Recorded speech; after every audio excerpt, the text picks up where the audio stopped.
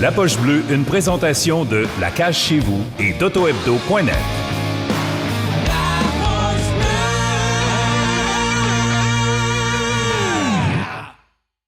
Comment ça va? Ça va très bien, vous autres? Ça va, ça va. Es-tu au gym, là, coudonc? Dans mon petit gym que j'ai à la maison, là, un petit... Attendez-moi que j'essaie de placer mon affaire. C'est le même qu'on garde la shape, c'est ça? Hey, on essaye. Ouais, ça, Attendez, ça minute. Là, j'étais tout bien placé pour les 2 secondes. Puis là, vous m'avez fait revirer mon affaire d'abord parce que je vous voyais en l'envers. Hey, pas de trouble, c'est un podcast, on a bien du temps. On a le temps, on n'est pas pire. Là, C'est bon, les gars. Ah, tabarouette, Moi, je suis ça... dans mon petit gym à la maison. Mon petit gym à la maison m'a gardé en forme. Là, je vieillis tranquillement. Fait que... Ben, j'ai un beau décor, là, je regarde c'est en ça, je sais arrière pas comment avec la t'étais placé, ceinture, mais... Ouais, ben là, écoute, c'est ma seule place dans le sous-sol. Je garde ça discret, c'est même pas dans la maison en haut. C'est dans le sous-sol. Il y a moi qui le vois quand je viens m'entraîner de temps en temps. Puis il y a ma fille qui s'entraîne ici aussi. Fait que c'est pour m'inspirer, de me rappeler des souvenirs. Ouais, c'est ça. Mais justement, c'est une des questions que j'ai plus tard, mais je vais te la poser tout de suite vu qu'on en parle. Ça te manque-tu, cette adrénaline-là, la boxe et les combats, tout ce feeling-là? Ben, sincèrement, oui, ça, des fois, j'y pense, mais c'est sûr que là, maintenant, rendu quasiment à 50 ans, moi, 50 ans dans quelques semaines, là, honnêtement, c'est sûr que là, je pense plus à de retour possible, ces choses-là, mais c'est sûr que je remémore de souvenirs souvent par rapport à tout ça. Ça fait, je vieillis, puis ça va faire 20 ans que je suis devenu champion du monde cette année, en 2021. Alors, le temps passe. Mais les souvenirs restent, puis la ceinture, c'est quelque chose que je suis très fier. Que c'est la seule chose qui est exposée dans la maison. Puis comme je vous dis, c'est sous-sol, c'est assez discret. Mais j'en suis très fier. C'est un article de journal qui est à droite dans le cadre? Oui, ça aussi, c'est un petit papier de Richard Labbé de la presse qui avait écrit, je ne me souviens plus de la date, là, mais il avait écrit, ça m'avait comme, c'était venu me chercher, c'était comme une phrase importante, l'homme qui a sauvé notre boxe. Ça, c'est dans les années 2000. Puis j'ai trouvé que c'était comme. Je trouvais ça beau. Quelque chose, j'ai eu bien des articles dans ma vie. J'en ai à peu près une douzaine de cartables remplis. Mais ce petit article-là, l'homme qui a sauvé notre boxe, ça m'a comme fait comprendre que j'avais fait de quoi de bien pour mon sport. Puis vraiment, puis que là, aujourd'hui, mais on a des champions. Depuis que je suis devenu champion du monde, on a eu Adonis Stevenson, on a eu Jean-Pascal, on a Arthur Beterbiev, même s'il vient de l'extérieur, maintenant au Québec, qui est champion du monde. On a eu plusieurs champions et ça me démontre que j'ai fait de quoi de bien. Mais justement, quand tu étais dans ta carrière, tu sentais-tu cette pression-là ou que tu étais en train de changer le monde de la boxe au Québec? Honnêtement, non. Je boxais tout le temps. Je me suis jamais mis de pression. J'ai tout le temps boxé pour moi-même. Je chantais le support des gens, mais je me suis jamais mis la pression que je devais sauver la boxe. Si on se rappelle, si on remonte là, encore plus loin, là, les gars, vous étiez très jeunes, parce que j'ai regardé votre âge, vous aviez 35 et 33 ans. Ouais. Lorsque j'ai débuté ma carrière professionnelle en 91, vous aviez 6-7 ans. Et je ne sais pas si vous vous en rappelez, mais il y avait un dénommé Stéphane Ouellette. Ben oui. C'était pour lui que la boxe avait été. C'est lui, dans le fond, qui avait le mandat de relancer la boxe professionnelle. Parce qu'on savait que dans les années 80, il y avait les Cusson, il y avait les Hilton. La boxe était plus populaire, mais après ça, la boxe est tombée complètement morte. Et là, au début des années 90, avec Yvon Michel et Stéphane Ouellette, c'était le but de relancer la boxe professionnelle. Et je me suis joint à eux à ce moment-là. Mais c'était sur Stéphane qu'on misait pour relancer la boxe. Moi, je n'avais aucune pression. Moi, j'étais là, je pouvais me servir. J'avais accès à tous les outils que Stéphane avait. Mais moi, j'étais discret en arrière. Je faisais mon petit bonhomme de chemin. J'étais le partenaire d'entraînement. Puis finalement, à un moment donné, c'est venu moi qui devenait à l'avant-scène. Et je ne me suis jamais mis la pression que je devais sauver la boxe. Moi, j'ai fait mon travail avec les outils qu'on me donnait. Puis finalement, ça a bien débloqué. Puis là, on a été déstabilisé par ta ceinture, là, puis l'article de journal, on est sauté directement à question 27. Là, on va peser suppose. On va venir en arrière. Ça a commencé comment, tout ça? Parce que si je ne me trompe pas, tu as été élevé avec ta maman, tout seul, Ouais. un jeune homme qui s'en va dans la boxe. Le jour que tu t'es levé et tu as dit « je me mets des gants de boxe », qu'est-ce qui est arrivé et pourquoi? Écoute, c'est pas en me levant un matin, c'est l'après-midi. Ouais. Même si je viens d'un milieu pas facile, on n'avait pas de sous, j'ai été élevé tout seul pendant avec mon frère. Et curieusement, j'avais la chance, pareil, de participer de faire du sport, jouer au hockey l'hiver, comme pas mal tout le monde, un petit peu le baseball l'été. Et vers l'âge de 11 ans, j'ai connu un gars qui faisait de la boxe. J'habitais dans le quartier Saint-Michel à Montréal et au centre Georges Verneau plus précisément. Puis, à un moment donné, je suis allé faire de la boxe avec lui. Et oh! Excusez messieurs. Il punch encore tout sur son passage. Il niaise pas. Il n'est pas capable. Il gesticule tout le temps. Ça, c'est mon coach dans le temps. Il disait, t'as tout le temps les mains, les baguettes qui se promènent, mais on me serrait les mains. Je reviens à l'âge de 11 ans au centre Georges Verneau. Fait que je suis allé m'inscrire à la boxe. J'ai commencé ça tout bonnement comme ça. Et en boxant un petit peu aussi avec mon frère à la maison avec nos petits gants Canadian Tire qu'on avait achetés. Et de fil en aiguille, j'ai commencé ce sport-là à l'âge de 11 ans. Et jusqu'à 15 ans, je l'ai fait comme ça. Et après, on a quitté Montréal. Moi, ma mère et son chum, avec mon frère, on a quitté Montréal. On restait en campagne. Là, il n'y avait plus de boxe. Puis pendant 1 an ou 2, j'étais loin de la boxe. Et quand je suis revenu à Montréal, je suis retourné à la boxe. Et finalement, je me suis remis en faire. Et j'essayais. Là, je voulais jouer au hockey, mais là, ça ne marchait pas trop. La boxe, c'était bien, j'aimais ça. Puis c'était la seule. J'étais un sportif. Je n'étais pas bon à l'école. Je n'aimais pas grand-chose à part le sport. Et la boxe, c'était la seule chose que j'avais un accès pour devenir professionnel. Je me suis dit, un jour, je vais essayer ça. Puis j'ai resté dans le monde de la boxe. Puis là, finalement, j'ai connu Stéphane Ouellette, Yvon Michel, qui était une personne très importante dans ma carrière amateur et professionnelle. Et à un moment donné, lorsque j'étais avec Stéphane et Yvon, là, on a lancé la carrière de Stéphane là, en 91 et j'ai embarqué avec eux. Et c'était une opportunité pour moi de faire partie de l'équipe. J'étais engagé comme un partenaire d'entraînement au départ. C'était sûr qu'on ne misait pas sur moi pour devenir champion du monde à l'époque. Mm-hmm. Mais je servais de partenaire d'entraînement à Stéphane et de fil en aiguille, j'ai fait mon petit bonhomme de chemin avec les outils qu'on m'a donnés et je suis devenu finalement champion du monde 10 ans plus tard après notre début de carrière. C'était un parcours assez particulier, mais j'ai travaillé fort pendant ces années-là. J'ai cru en moi. J'aimais ça, fait que on s'en m'a amené jusqu'à-là. Justement, tu dis, je me disais que c'est la seule place peut-être que je pourrais être professionnel, c'est quand tu dis, OK, il y a tout le temps un élément déclencheur qui fait comme, OK, ça se peut. Tu sais, Dominique Ducharme, aujourd'hui, là, il coachait Junior 3, ouais. Carrière, puis là, il s'est dit, OK, j'y touche. Là. C'est quand Éric Lucas s'est dit ça? Écoute, pour ce qui est de ma décision de croire qu'un jour je ferais de la boxe professionnelle, ça, je me rappelle exactement où ça s'est passé. C'était un voyage de boxe en Italie. J'étais en boxe amateur. On voyageait, puis il y a un coach qui m'a envoyé tout bonnement comme ça. Toi, tu vas-tu essayer ça un jour de la boxe professionnelle? Puis je pense que j'avais 17-18 ans. Je disais, ah oui, c'est sûr, je vais essayer ça. Je vais essayer, je pense que je peux me rendre. Puis tu sais, que contrairement au hockey, où il faut que tu sois vraiment très bon pour aller dans la Ligue nationale, mais à la boxe, pas mal tout le monde peut aller boxeur professionnel. Tu fais tes tests médicaux, tu as une base de boxe, tu as un permis de boxeur. Ouais, c'est pas plus compliqué que ça. Fait que j'ai dit, c'est sûr que je vais essayer ça un jour, mais c'est sûr que j'ai été bien entouré. Comme je te disais, j'étais avec Stéphane, j'étais avec Yvon Michel, bien coaché, bien géré. Et finalement, là, à partir de ce moment-là, j'ai fait le saut chez les pros en 1991. Puis, honnêtement, humblement, je me disais, si je peux devenir champion canadien un jour, je vais être content. Là, on est en 91. Puis de fil en aiguille, j'ai comme subi ma première défaite à peu près après mon 17e combat. Je suis rentré dans le classement canadien et je suis devenu champion canadien. J'ai fait mon petit bonhomme de chemin. Puis là, à un moment donné, je me suis mis à croire que je pouvais me rendre à espérer un combat de championnat du monde. Finalement, tout ça est arrivé en 96. Lorsqu'on a eu une invitation, on se bat dans le championnat du monde à Saint-Étienne, en France, contre un dénommé Fabrice Tiozo. C'était un boxeur qui se battait dans la catégorie des Milo. Moi, j'étais plus bas que ça, mais on a accepté pareil parce que c'était une chance unique de se battre dans le championnat du monde. Une bonne bourse, on ne s'en cachera pas que l'argent avait un enjeu important. Et ça, c'était en janvier. On se battait en janvier 96. Et je suis allé là-bas, et pour vrai, on ne me donnait pas plus que 2-3 rounds. Puis finalement, j'ai fait les 12 rounds.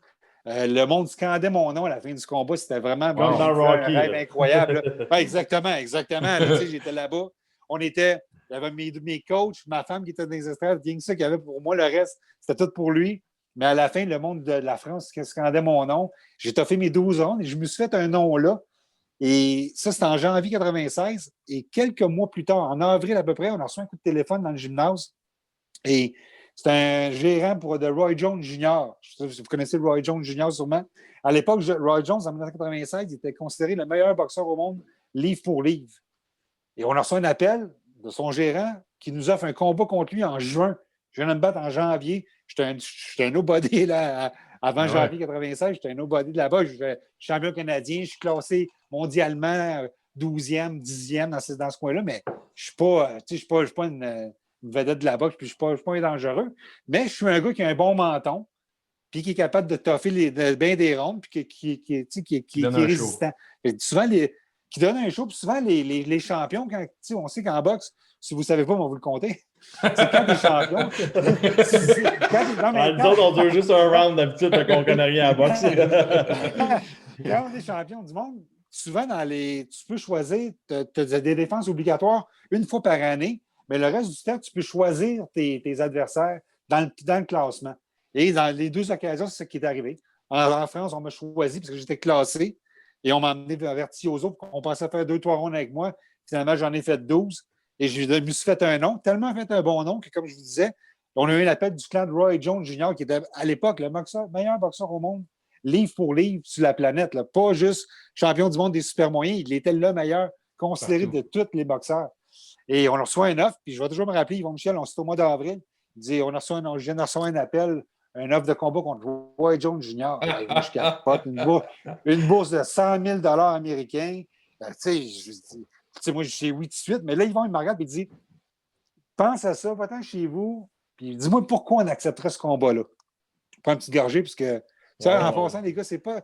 J'ai décidé de faire le 26 jours sans boisson ce mois-ci, fait que je ne bois un petit atypique, une petite boisson de notre ami Étienne Boulay. Exactement. Super bon en plus. Fait que ça pour dire, gars, je reviens à mon histoire avec Yvon. Fait que je m'en vais chez nous, je regarde la fiche de Roy Jones. 31 victoires, aucune défaite, 27 knockouts, puis 19 qui n'ont pas dépassé 4 rondes.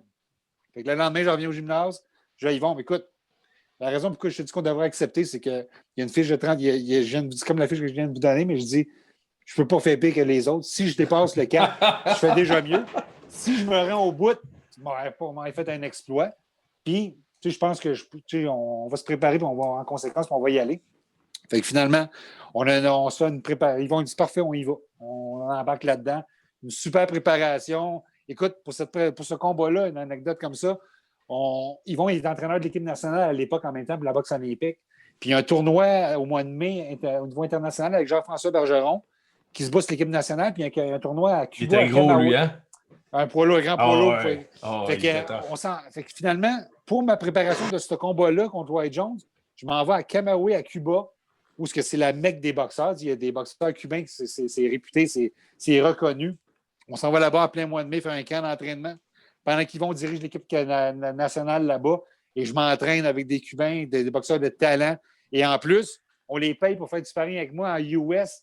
Et vous pensez, quand tu donnes un petit 20$ US chaque ronde que le gars fait, ils veulent tout en faire. Là. Ça faisait la ligne pour pouvoir faire du sparring avec moi. Ça pour vous dire que je connais un super camp d'entraînement là-bas. On s'en va se battre contre Roy. Oh, encore une fois. Non, ça, c'est un uppercut. Tantôt, c'est un jab, hein? Oui, c'est à droite. On s'en va faire le combat contre Roy Jones. Il faut que je vous dise, tellement sûr, Roy Jones est tellement sûr de lui qu'il va me battre que je suis rien qu'à faire valoir, qu'il va me dépasser en 2-3 rounds. Dans la journée, Roy Jones fait une partie de basket semi-professionnelle. Il va jouer peut-être 7-8 minutes dans tout le match, mais quand même, il se permet d'aller faire un match de basket dans la journée. Mais finalement, c'est pour dire que le soir du combat, j'arrive à tenir 11 rondes debout.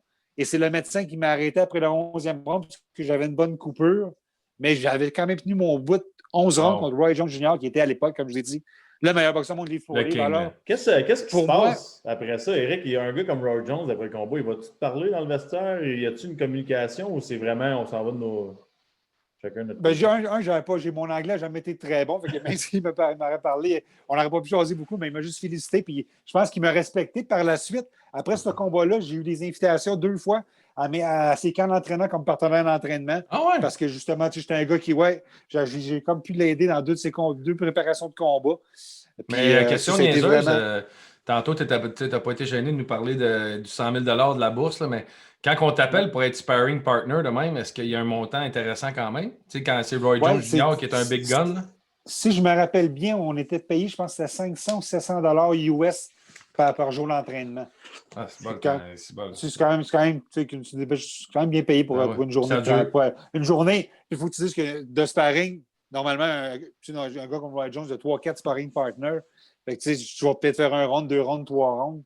Ça marche comme ça, fait que c'est T'es là quand combien de même temps? bien payé. Mais là, c'était le temps des cas d'au moins une semaine à 2 semaines. Bon, OK, Mais ce qui était surtout intéressant pour moi, c'est que ça m'a donné beaucoup d'expérience. Puis ce que je ne vous ai pas dit, que je n'ai pas eu le temps de vous dire qu'après le combat contre Roy Jones, ça, c'était en 96, c'est à partir de ce moment-là que pour moi, le déclic s'est fait, que je deviendrais champion du monde un jour. Que vraiment, là, je croyais. J'ai dit, avec ce que je viens de faire dans le ring, contre Roy Jones, j'ai tenu mon bout. J'ai pris une confiance, même malgré la défaite, même si je n'ai pas gagné un seul round, même si j'ai mangé tout près de 300 quelques coups de poing d'en face. J'avais les yeux noirs. J'ai vraiment. Mais j'étais convaincu que je deviendrais champion du monde un jour. Et ça a pris 5 années de plus. Ça a été long, mais on est finalement parvenu au but. Puis là, tu parles de camp d'entraînement de Roy Jones, mais de ton côté aussi, tu as eu une petite anecdote en Floride dans ton camp d'entraînement à toi, si je ne me trompe pas, ton entraîneur qui vous a laissé seul un week-end. Ouais, un petit week-end, c'était fun. Il y avait un autre coach, un autre boxeur à les gérer pendant ce week-end-là. On était au début du camp.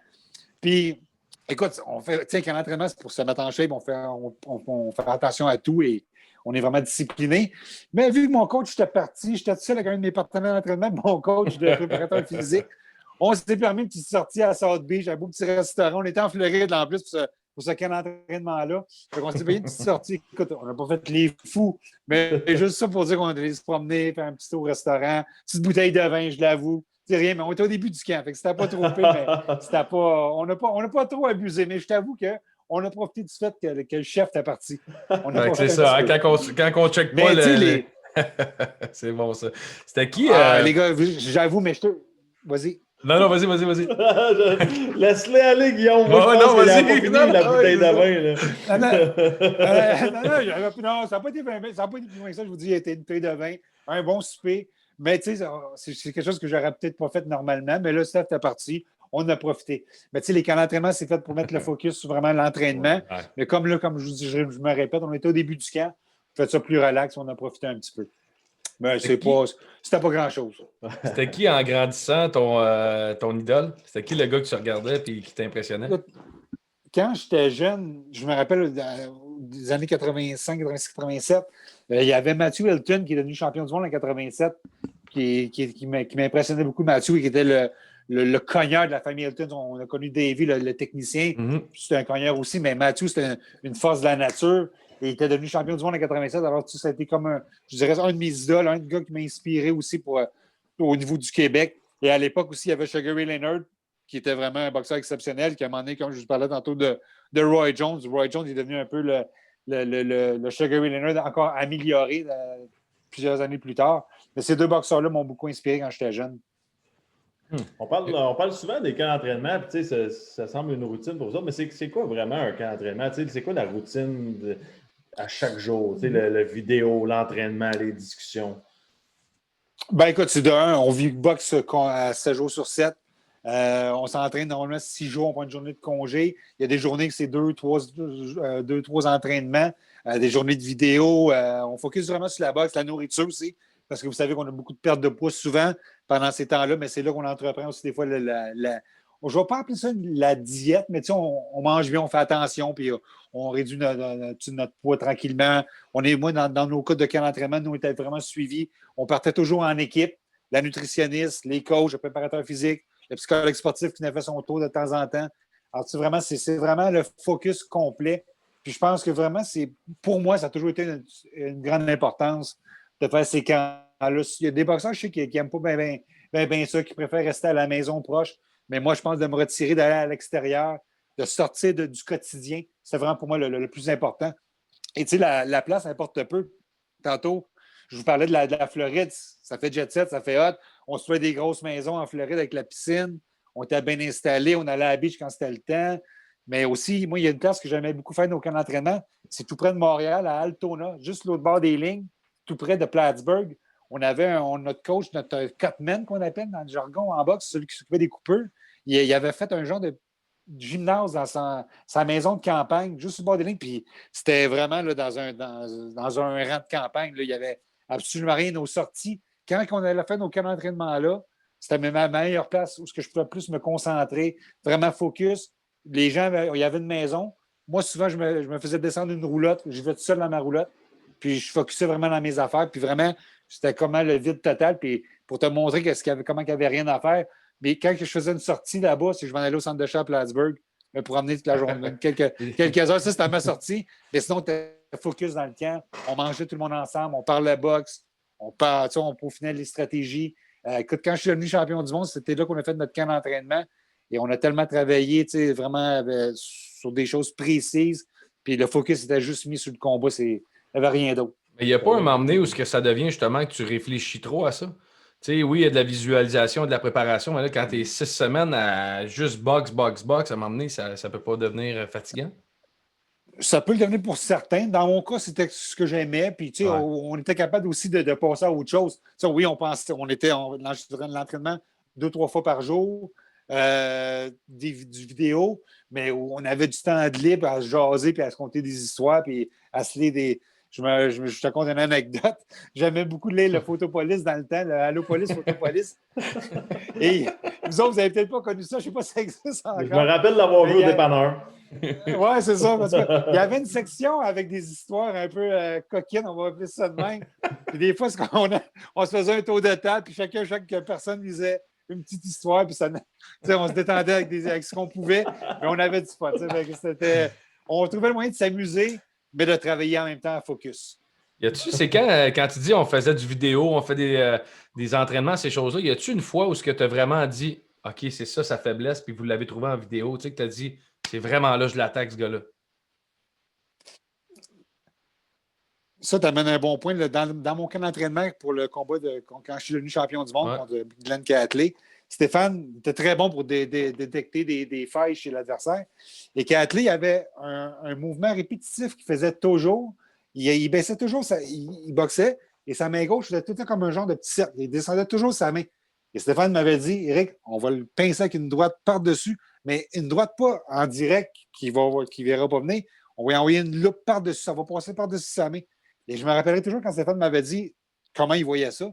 J'avais de la misère à croire que cette main droite-là qui passerait en loupe, je me disais, elle va être trop longue, ça va prendre trop de temps, il va avoir venir, il va être temps de se protéger. Puis je ne croyais pas, puis on a travaillé ce coup de poing-là. Quand je vous dis qu'on a focusé, ce coup de poing-là, je dois l'avoir envoyé des milliers et des milliers de fois. Mon partenaire d'entraînement, je trouvais qu'il en faisait pitié parce que je le frappais toujours avec ma droite par-dessus en loupe. Et je me disais, est-ce que c'est trop? Je suis en train de le blesser. Mais on travaillait là-dessus, Puis quand on est arrivé au combat le soir du 10 juillet de 2001, puis que j'ai knocké Glenn Catley avec cette main droite-là, la main qu'on a travaillée tout le temps, elle est sortie sans même penser, sans même réfléchir. Le geste s'était fait, la droite est partie, l'encore a suivi, c'était terminé. Mais... Tu as gagné le championnat du monde avec ce coup de poing-là que vous avez trouvé. Exactement. Celui que j'y croyais pas, puis celui qu'on a travaillé tellement longtemps. Mais moi, j'ai une question stupide de gars qui ne connaît pas la boxe, mais les autres qui se sont battus contre lui avant, leur entraîneur, pourquoi ils ne l'ont pas vu, ça? Ben écoute, c'est peut-être l'entraîneur qui était moins compétent que le mien. Peut-être ça. C'est pour ça que t'es cher de même. Hein? C'est pour qu'il était cher de même. Ben, tu sais, pourquoi? Peut-être que, tu sais, je veux dire, il a peut-être développé ça dans les derniers temps. Peut-être qu'il n'a pas eu ça toute sa carrière, je ne sais pas. Mais Stéphane, lui, les combats qu'il a visionnés, il a vu ça. Il a trouvé cette petite faille-là, puis nous, on s'en est servi. Il y a peut-être, honnêtement, il y a plein de choses qu'on peut voir, des petits problèmes de chaque boxeur. Nous, c'est celui-là qu'on a vu. C'est sur celui-là qu'on a capitalisé. Wow. Mais il y avait peut-être d'autres défauts, mais les autres, ils focusaient sur les autres, mais nous, c'était celui-là. Puis justement, les autres boxeurs, eux autres disaient quoi d'Éric Lucas? C'était quoi sa faiblesse? C'était quoi le sweet spot qu'on trouve? Ouais. Lui, dans le fond, Guillaume, la faiblesse. Mais pas la personne, le boxeur. C'est quand son entraîneur partait en Floride. Ouais, c'est ça. Il s'en allait prendre. Écoute, c'est quoi ma faiblesse? Moi, je n'étais pas un boxeur extraordinaire comme tel sur papier. Je n'étais pas un gars rapide. Je n'étais pas comment dire? Ma force, c'était la défensive. J'avais une très bonne défensive. C'est ce qui m'a permis de faire mon chemin, dans le fond, dans le monde de la boxe. Parce que, au niveau de la boxe, techniquement, j'étais comme correct. J'avais la bonne base pour bien me débrouiller, mais c'est surtout ma défensive qui a fait mon succès, qui a fait que je me suis rendu où je suis allé. Tu sais, vous avez en boxe souvent du monde qui focus sur le knockout, gagner par knockout, mais à un moment donné, tu montes les échelons, puis les boxeurs deviennent de plus en plus bons, puis la défensive devient très, très, très importante. moi, c'est quelque chose que j'ai commencé avec Yvon, puis après ça que j'ai poursuivi avec Stéphane et que j'ai développé beaucoup. Parce que j'étais un boxeur, comme je vous disais, un peu moyen. Peut-être parce que je servais de partenaire d'entraînement au début à Stéphane, fait que on a fait focus sur ma défensive, parce que Stéphane était très, très bon sur le côté boxe. Mais moi, c'est la défensive qui m'a amené jusqu'à où je suis allé, puis qui m'a permis de vivre la carrière que j'ai connue. Ah ouais, Vraiment puis jeu, tu nous parles de la soirée où tu as gagné, où tu as ta ceinture, puis tout, comment ça s'est passé, écoute, les émotions. Écoute, c'était un moment magique, puis je te dirais qu'encore aujourd'hui, quand je revois, que mettons, je le regarde pas souvent le combat, mais quand je le revois, je redeviens émotif, parce que c'était vraiment, c'était beaucoup de travail, ça m'a pris 10 ans, tu sais, pour vous donner une idée, là, des talentueux comme Lucien Boutet, qui ont été des bons boxeurs amateurs, qui ont été aux Olympiques, ça devient champion du monde en 3, 4 ans, 5 ans, gros max. Moi, ça m'a pris 10 ans de devenir champion du monde. J'ai travaillé, j'ai bûché, j'ai mangé des volets. Je vous rappelle une anecdote, quand j'ai commencé la boxe à l'âge de 11 ans, j'allais au gymnase, puis je mangeais des volets. Il y avait un gars qui s'appelait James Forte. Je l'ai revu il y a plusieurs années. Là, mais dans ce temps-là, ce gars-là me donnait des volets. Là, je broyais. Je sortais du ring en pleurant. Je revenais pareil le lendemain m'entraîner. J'avais 11 ans, puis je mangeais des volets, mais je sais pas, j'ai bûché à partir du moment que j'ai embarqué dans la boxe, j'ai bûché toute ma vie, ça a été tough, même chez les professionnels, j'ai eu des défaites, mais j'ai jamais abandonné, puis c'est vraiment la persévérance pour moi qui m'a amené, qui m'a fait devenir champion du monde. On parle de côté... Oui. Non, vas-y. Guillaume, je ne vais pas te couper, mais je n'ai pas répondu à la question de Maxime. Vas-y. La célébration du championnat du monde, quand on est devenu champion du monde, c'est sûr que c'était un moment magique. Autant pour moi que pour mes proches, l'entourage d'Interbox à l'époque, Yvon, avec qui j'ai travaillé une grosse partie de ma vie. Je me rappellerai toujours qu'après le combat, je lui avais dit que j'avais dédié ce combat-là. J'ai même donné les gants du combat, je ne les ai même pas gardés, je lui ai donné à lui. Parce que ça avait été. On avait tellement travaillé fort, mon Yvon, jusqu'à temps que Stéphane arrive dans le décor. Mes 2 premiers championnats du monde, je les ai faits avec Yvon. Écoute, je me rappellerai qu'on était allé en France, on est parti dans le temps des fêtes. 10-15 jours avant le combat pour aller s'entraîner en France parce qu'ils vont avoir un contact. J'ai vécu plein de choses au niveau à ces moments-là. Fait que après ce combat-là du 10 juillet, je reviens au 10 juillet puis qu'on a gagné le championnat du monde, mais c'était avec le monde proche, puis après, je suis allé festoyer avec mes amis un peu dans les chambres d'hôtel. C'était vraiment une belle soirée. Pour vrai, ça n'a pas été comment dire, la brosse de la vie parce que, on était déjà très fatigué. On savait que le lendemain, on avait des entrevues à donner, mais ça a été quand même un beau moment. Puis je te dirais que ça a été les semaines qui ont suivi le championnat du monde. C'est plus ça que ça s'est fêté. Parce qu'il ne faut pas oublier que j'ai gagné en juillet, le 10 juillet. Fait que, disons que le reste de l'été, je l'ai passé à fêter un peu. Et j'ai fait ma première défense de titre. Je pense que c'était en novembre de la même année. Fait qu'on s'est remis vite à l'ouvrage. Puis il fallait se remettre au travail le plus vite possible aussi.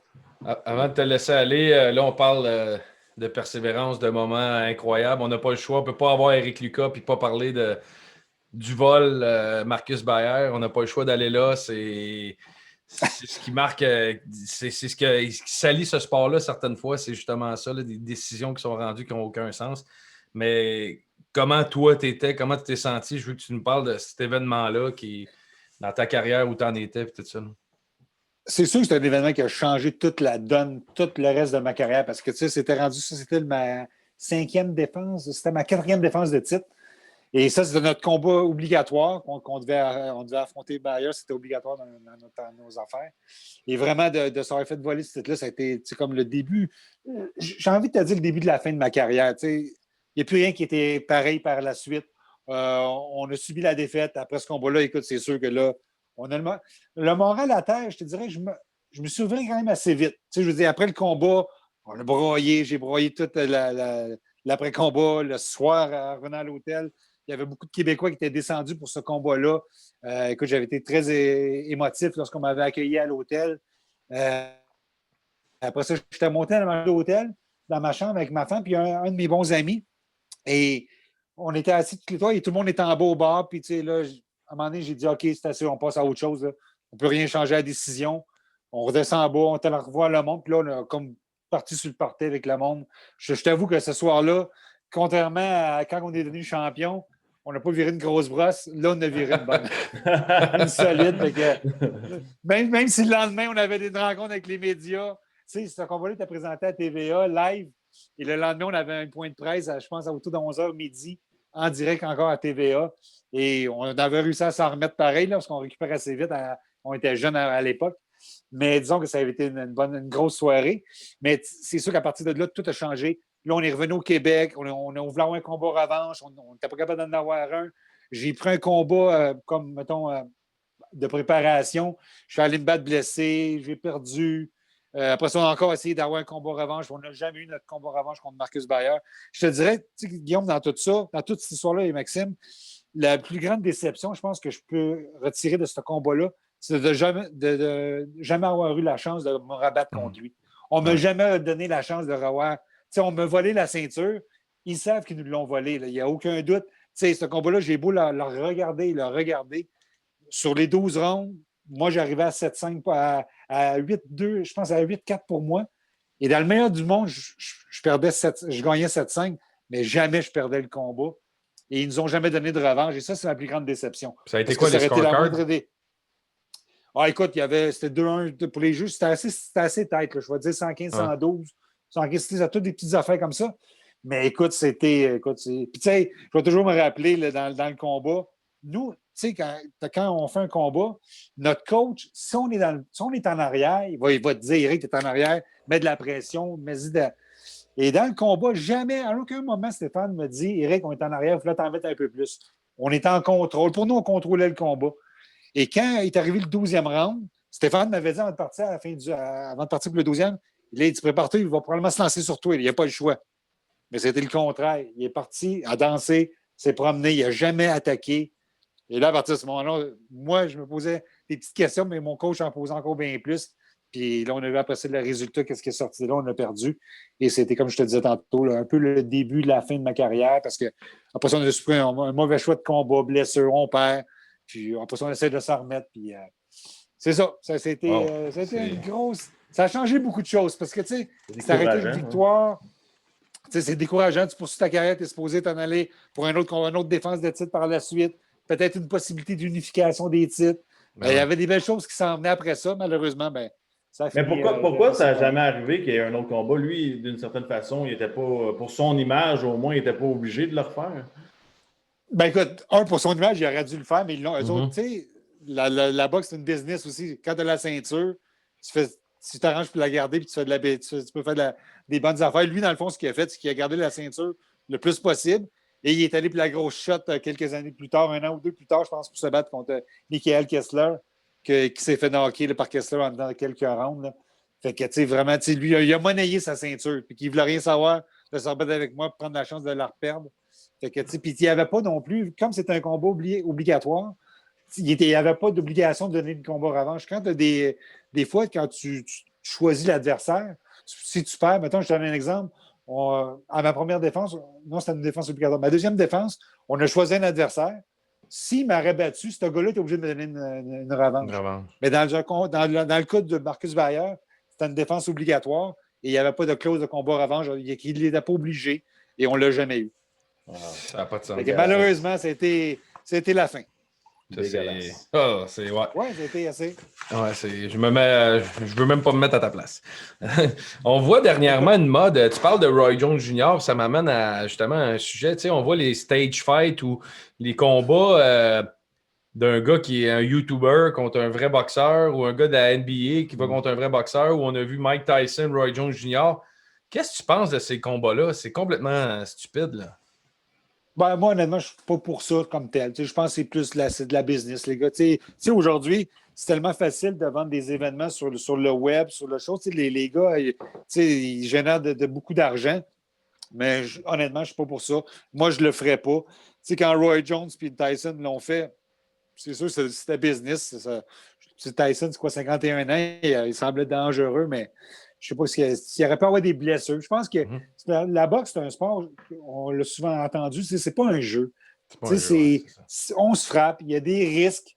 On est en forme, mais il y a toujours des risques. On va revenir à la cause Adonis Stevenson. Il était champion du monde, il avait une super carrière, puis d'un seul coup de poing, ça a changé sa vie. Fait que la boxe, on ne joue pas avec ça. Et de faire des événements comme ça, je ne pense pas que ça a sa place pour le monde de la boxe, en tout cas. Je suis d'accord. côté santé, toi, tu te sens bien après tous ces coups-là, puis tout ça, parce que nous autres, on en parle souvent en joueur de hockey, tu sais, on parle souvent des gars qui ont des commotions au hockey, puis tout, on regarde un boxeur, puis vous recevez des coups à la tête toute votre vie. Comment ça se passe après vos carrières? Écoute, dans mon cas, on me dit que c'est assez longtemps que j'ai arrêté, que pour moi, tout va bien. Je veux dire, j'ai pas eu de séquelles de rien. J'ai des petites blessures aux mains, des choses là, des petites douleurs qui m'arrivent par le moment. Mais au niveau de la tête, tout était beau. C'est sûr que des commotions, j'en ai faites. Là, j'ai déjà perdu le fil après certains coups de poing, mais je m'en suis bien sorti. J'écoute, je suis bien content d'être comme ça. Puis c'est pour ça, des fois, à un moment donné, quand j'avais fait un retour au début des années 2009-2010, personne n'était d'accord. Stéphane n'était pas d'accord, mais il m'a quand même appliqué là-dedans parce que je voulais vraiment le faire. Puis si je ne l'aurais pas fait avec moi, je l'aurais fait avec un autre coach. Mais je m'étais dit aussi que je subirais une défaite, j'arrêterais. Et j'ai fait un premier combat, ça a bien été, j'ai gagné. L'autre combat après, ça a été un combat que j'ai perdu à cause d'une coupure encore une fois. Mais j'aurais pu me baser sur le fait que le combat était serré. Il demandait un combat avant. J'ai dit, je vais continuer, mais je m'étais promis que j'arrêterais. Et vraiment, j'ai arrêté après ça parce que je voyais les risques de blessure. Ouais. Dans ce combat-là, j'avais subi une bonne coupure à l'œil et je m'étais ramassé à l'hôpital après le combat. Et c'était assez grave qu'il m'observe l'œil comme il faut, là, avec je ne sais pas quelle radiographie j'ai passée. Mais je me suis dit que j'ai-tu fait le combat de trop? Je me suis dit, je vais-tu perdre un œil peut-être? Là, je me suis dit, arrête ça, tout ça là. Okay. C'est là vraiment que j'ai compris l'importance de dire, la boxe, quand c'est fini, c'est fini. Moi, là, je l'ai tiré une fois, mais c'est un beau sport, la boxe. Il faut bien le faire. Mais quand c'est le temps de se retirer, on se retire. Bonne décision. Ouais, non, c'est pas tout le monde qui le fait. Puis des fois, on le réalise pas quand on est dedans parce qu'on a l'appât du gain puis on est compétiteur. Puis on se dit, c'est l'autre de plus. Puis on l'échappe. Ça, puis tu dis l'appât du gain, mais comme au début de l'entrevue, tu me parlais de l'adrénaline, si ça te manquait. Ouais. C'est tout qu'une adrénaline, la boxe. Vous le vivez, vous autres aussi, au hockey, parce que 20 000 personnes qui vous acclament. Mais nous, là, de marcher vers le ring. Quand j'ai fait mon retour, là, ce qui me manquait beaucoup, oui, c'était de boxer, mais c'était la marche vers le ring, l'adrénaline que ça m'amenait. Le qui crie, c'est des choses qui, comme boxeur, c'est qui vient qui te manque. Et moi, je l'ai fait une fois, mon retour, mais là, maintenant, c'est terminé. Puis là, je suis passé à autre chose complètement. Tu aurais pris juste un gala qui te permet juste de faire l'entrée sur le ring. Mais moi, c'est mon rêve, Guy. C'est mon rêve de prendre une marche, mais je veux juste aller porter la serviette d'un boxeur pour revenir m'asseoir. Je veux pas faire le combat. Juste l'entrée. Écoute, on va t'acclamer. Écoute, un jour, on va te faire vivre ça. Peut-être qu'on va te faire vivre ça. On va te laisser le monde t'acclamer. Là. Juste pour aller porter la serviette. Mais honnêtement, quand je regarde. Ça serait une première. Quand je regarde les combats de boxe, je me dis tout le temps ça. C'est quoi le feeling quand tu mets le premier pied sur le ring? Tu sais que tu le sais que tu marches, tu fais ton entrée, ta musique, t'es groundé, t'es là, tu te sens bien. Là, tu rentres sur le ring, puis là, tu regardes l'autre bord, puis il y a Even, puis tu sais, là, tu dis, on va être juste les deux, puis lui, il s'en vient me taper sa gueule. Là. C'est comme. on dirait que. Tu dis, tu veux faire la même chose, mais c'est un beau trip. Moi, dire, là, pour l'avoir vécu, j'ai fait 50 combats professionnels, puis je t'avoue que c'était un beau trip. Je suis choyé d'avoir fait une carrière comme j'ai faite. J'ai eu du bon monde autour de moi qui m'ont bien appuyé, puis vraiment, j'ai eu du plaisir à faire ça. Puis j'ai été chanceux. Le public québécois a toujours été bien bon avec moi. Les médias également. Fait que vraiment, j'ai été comblé par tout ce que j'ai vécu au niveau de mon sport. Travaillant. C'est à Montréal, là, c'est rare qu'au Québec, quand tu es travaillant, le monde soit toujours derrière toi. Puis... on était tous derrière toi. C'est bien gentil. On te remercie d'être venu. On a toujours notre petit segment qu'on pose des petites questions. Il reste 2 questions, la petite vite qu'on appelle. Là. Si tu avais un foursome, c'est un foursome de rêve de golf, mais de personnes que tu aimerais dire je passe une journée avec ce monde-là. Mon Dieu, c'est profond la poche bleue, hein? Oui, mais vous êtes pas fort, les gars, mais je n'irai pas bien loin. J'aime jouer au golf et je prendrais mes 4 de mes meilleurs amis. Juste ça. Ça serait avec eux, je ferais ça. Je n'ai pas besoin de. Je pourrais prendre des golfeurs professionnels, des personnalités. Mais une bonne journée de golf, c'est avec 3 autres bons chums. Vous avez une bonne bière et un cigare. Le monde a leur réponse. C'est quoi un vrai de vrai? Un vrai bon gars. Moi aussi, j'irai avec mes vrais chums. Fait que Max, on jouera une autre fois ensemble. Guillaume, c'est toujours Céline Dion. Il va chier. Sylvester Stallone. Hein, j'ai jamais entendu ça de la bouche à Guillaume. Juste mes chums. C'est un peu compliqué. Bon, mais d'abord, je ne poserai pas ma deuxième question. Max, on va me faire encore passer pour un câble. Non, vas-y, ça va bien ton affaire. C'est quoi, justement, dans toutes les... dans tous les événements que tu as faits, ou les rencontres, ou les personnalités, tu parlais de Matthew Hilton ou Sugar Ray, c'est quoi la rencontre la plus impressionnante que tu as eue? Ah, mon Dieu, ça, c'était, je dirais, Renan Angelil, Céline Dion. J'ai eu la chance de rencontrer 2 fois Céline Dion. Une fois à Las Vegas, et ça, je vous conte une anecdote qui était vraiment pour moi qui m'a impressionné beaucoup. J'étais à Las Vegas, puis j'appelle à Montréal, je demande à quelqu'un que je connais, je dis tu penses que tu connaîtrais-tu quelqu'un qui pourrait me faire rencontrer Céline? Je m'envoie son spectacle avec ma femme à soir, puis j'aimerais bien ça, avoir la chance de la rencontrer. Ah, la personne m'a dit check ça, puis je te reviens. Un moment donné, je reçois un appel, numéro que je ne connais pas, je ne réponds pas. J'ai un message. C'est Renan Angelil qui me laisse un message. Allô, Eric, c'est René. Tu es à Vegas, tu veux rencontrer Céline. Écoute, je ne croyais pas, je pensais que j'avais une gueule. Incroyable. C'était dans le temps que les grandes gueules niaisaient souvent avec Renan Angelil. Je pensais que c'était les grandes gueules qui me niaisaient. Finalement, je rappelle, je pogne la boîte vocale à M. Angelil, à Renan Angelil. Je laisse un message. Bonjour, M. Angelil, je ne veux pas vous déranger. Je suis à Vegas. J'aurais aimé ça avoir la chance de rencontrer Céline. Puis, c'est possible. On était au show ce soir. Telle plage, j'étais assis là. Oh. Excusez mes C'est un coup de pied, ça! 3e fois. Là, finalement, ça pour dire que je m'en vais m'asseoir. Je ne reçois pas d'appel de la journée. Je m'en vais m'asseoir à ma place. À un moment donné, son fils Patrick Angel vient me chercher avec ma femme. Eric, viens suis-moi avec ma femme Marie-Claude. On va rencontrer Céline. Wow. Puis la beauté de ça, c'est que Céline a pris le temps de s'asseoir avec nous. Là, pas parler 2 minutes. Non, 10-15 minutes bien assis, jaser avec nous. C'était vraiment, écoute, rencontre mémorable. Et c'est arrivé une 2e fois à son club de golf, parce que j'ai rencontré Céline et Renan en même temps. Et vraiment, écoute, c'était les personnes qui m'ont le plus impressionné par leur authenticité. Là, c'est vraiment là, du monde d'une grande... vraiment agréable à rencontrer. Vraiment du vrai monde, un peu comme tu disais tantôt, Maxime. C'était carré, ça. C'est une bonne histoire. Puis c'est notre rêve de l'avoir à la poche bleue. Bon. Je suis sûr qu'elle va être là un jour, je suis sûr. Faites la demande, elle va être là. Merci, Eric, d'avoir pris le temps pour nous. Honnêtement, c'est comme on disait, tu as marqué vraiment le Québec. Puis nous autres, on grandissait en regardant tes combats. Puis bravo pour avoir eu une éthique de travail puis une authenticité pendant toutes ces années-là. Puis de l'avoir encore aujourd'hui, c'est remarquable. Bravo. Merci beaucoup. Ben, merci les gars, ça a été un plaisir de jaser avec vous ce soir. Puis lâchez pas votre bon travail à TVA. Puis je suis bien content pour vous autres. Puis lâchez pas votre bon job. Yes, puis si jamais ça te tente, ben, tu cherches des partenaires de golf, on est là. Ouais. Hey les gars, c'est bon, on sait jamais. Yes. Pas de partner de sparring, par exemple. Parce que là, je suis d'accord, même moi, j'en ferai plus. Il n'y a pas de danger pour ça. Salut Eric. Ciao, bye, merci. Bye.